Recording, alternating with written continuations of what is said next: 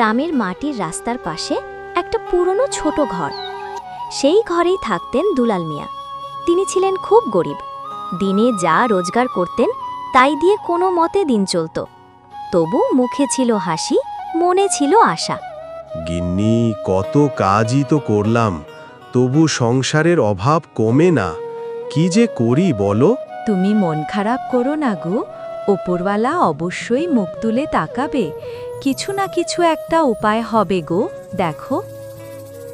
এই ভেবেই দুলাল মিয়া রাতে ঘুমোতে গেলেন নতুন আশা নিয়ে। হয়তো আগামীকালটা একটু আলাদা হবে। সবজি নেন, সবজি, টাটকা লাউ, ঝিঙে, বেগুন সবই আছে।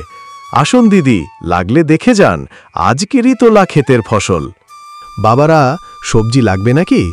যাও, ঘরে গিয়ে তোমাদের আম্মুর কাছে গিয়ে জিজ্ঞেস করে এসো।